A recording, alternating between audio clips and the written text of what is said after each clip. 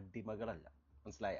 ഞാൻ നിഷ്പക്ഷമായി ചിന്തിക്കുന്ന വ്യക്തിയാണ്. അത് ഞാൻ എല്ലാ താങ്കൾ വിളിച്ചു തുടങ്ങുന്നത് തന്നെ അടിമകളെ എന്ന് പറഞ്ഞിട്ട്, ഏത് അർജന്റീനൻ അടിമകൾ എന്നുള്ളത്. താങ്കൾ ഒരു ടീമിനെയും ആരാധിക്കുന്നില്ല, താങ്കൾ നിഷ്പക്ഷമായിട്ട് കളിയെ കാണുന്ന അല്ലെങ്കിൽ കളിയെ വീക്ഷിക്കുന്ന ആളാണ് എന്നാണ് താങ്കൾ പറയുന്നത്.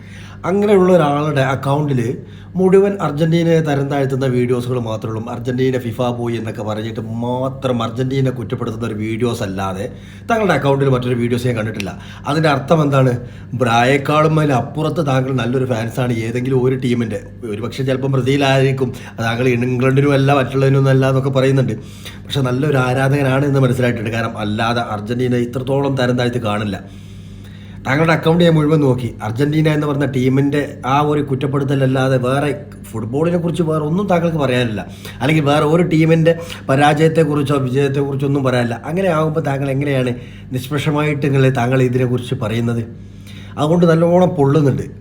നമ്മുടെ നാട്ടിലൊക്കെ ഉണ്ടല്ലേ ഈ ഹൈഡ്രജൻ ബലൂണിലായിട്ട് നടക്കുന്ന കുറേ ടീമുണ്ട്. അതിൽ ഏതെങ്കിലും ഒന്ന് നൂലിൽ നിന്ന് പൊട്ടിപ്പോയാൽ ചിലപ്പോൾ കാണാൻ രസമാണ്, അത് ഓവർ പൊന്തി പോകുന്നത്. ചിലതാണെങ്കിലോ ഏതെങ്കിലും മരത്തിൻ്റെ ഇടയിൽ ചില്ലകൾ തട്ടി അവിടെ നിൽക്കും, തെങ്ങിൻ്റെ കുരലിലൊക്കെ പോയി നിൽക്കുന്നുണ്ടല്ലേ.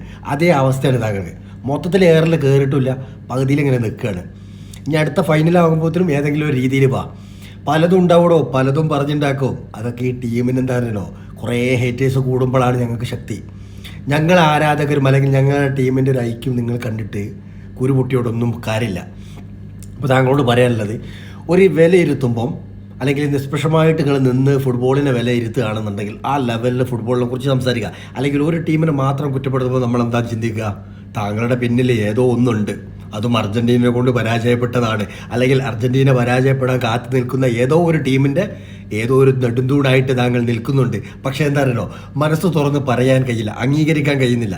അവനവൻ നിൽക്കുന്ന പാർട്ടി ആയിക്കോട്ടെ, മതമായിക്കോട്ടെ, നിൽക്കുന്ന ഏത് സംഭവം ആയിക്കോട്ടെ, ഒരു ടീമിനെ നമ്മൾ സപ്പോർട്ട് ചെയ്യുന്നുണ്ടെങ്കിൽ തുറന്ന് പറയാനുള്ള ഊർജ്ജവും ആണത്തവും കാണിക്കണം. അതിനാണ് ഈ സാധനം ഈ താഴെക്കങ്ങൾ വെച്ച് നിൽക്കുന്നത്. അതില്ലാതെ ഏതോ ഒന്നിനെ മനസ്സിൽ കൊണ്ട് ആരാധിച്ചിട്ട് ഞാൻ എൻ്റെ ടീമിൻ്റെ ഇങ്ങനെ അതൊന്നും പറഞ്ഞിട്ട് കാര്യമില്ല. അതുകൊണ്ട് വണക്കം. നെക്സ്റ്റ് ഡേ നമുക്ക് ഞായറാഴ്ച കാണണ്ടേ? ഞങ്ങൾ ഇവിടെ തന്നെ ഉണ്ടാവും. തോറ്റാലും ജയിച്ചാലും ഞങ്ങൾ ഒരുപോലെ ഉണ്ടാവും. നിങ്ങളെ പോലെ ഇങ്ങനെ കരയാൻ വരില്ല. ഈ കരച്ചിലിഞ്ഞിപ്പോൾ ഫൈനൽ കഴിഞ്ഞെങ്കിലും തീരുമെന്ന് വിചാരിക്കുന്നുണ്ട്. ഏതായാലും കിടക്കട്ടെ. ഓക്കെ.